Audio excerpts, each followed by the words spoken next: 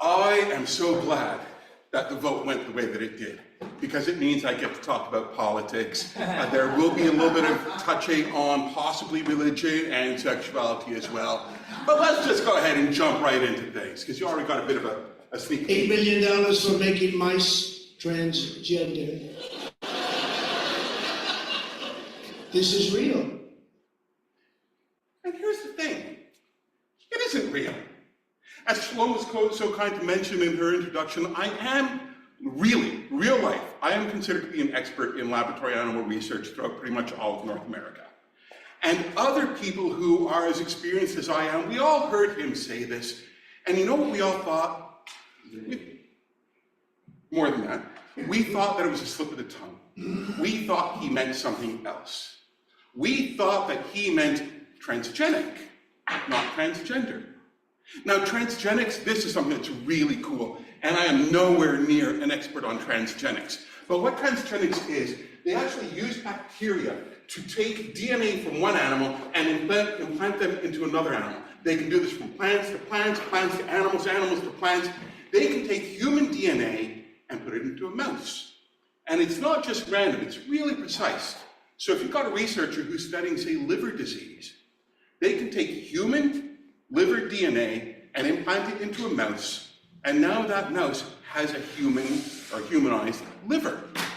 So it makes it that much more appropriate for them to use that mouse as a model. And they do it mostly with mice and fish, but a few other things as well. That's what we thought he meant. But he said transgender. Now again, I'm not an expert on transgender, but I understand it well enough to kind of talk about it a little bit. And the first thing that you want to know is that there's two terms that you always hear with gender. It's going to be cis and trans. These are scientific words. Some people find cis to be offensive. But what cis means is on the same side. Simple enough. So if you have a baby that's born with male genitalia, they say that is a boy. And that kid grows up and they identify as male. So they stayed on the same side. They are cisgender. But if they're born looking like a boy, and then they grow up and they say, no, I'm actually a woman, they've changed sides. That makes them transgender. Makes sense, right? There's so much more to this. There's a whole alphabet of things to this. But this is the rough idea for this type of thing. So I think that you can agree that transgender and transgenic are nowhere near the same things, right? And had President Trump just left it at that, everything would have been fine. But of course he didn't. The White House chimed in, and this is from the White House website. You see here, whitehouse.gov, and it says, yes, Biden spent millions on transgender animal experiments. And you know for sure that it's from the Trump White House, because it says down here that the fake news losers at CNN immediately tried to fact check it, but President Trump was right as usual. That's what it says on the website. So it must be real, right? And you scroll down on the website, you see that they list off 8 different experiments there, 8 different studies, and they claim that these were all to make transgender mice. If you click on any of those, it takes you to the NIH website, and it shows you what the study is. So you guys can actually do this too. Here's the problem though.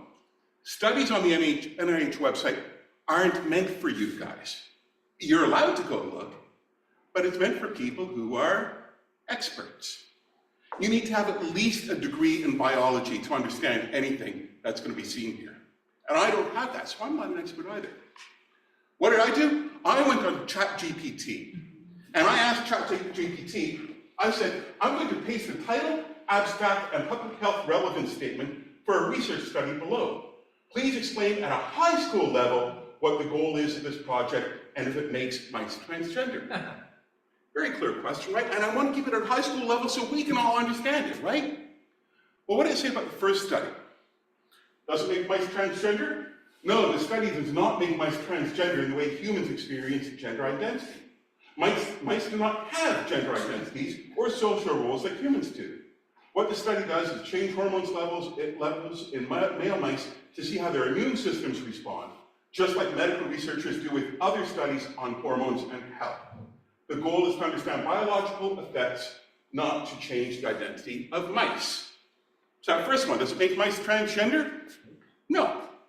The second one, very similar.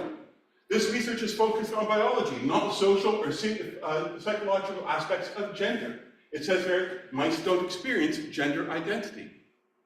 The third says, this study is focused on biological changes, not gender identity, since mice don't have a sense of gender like humans do.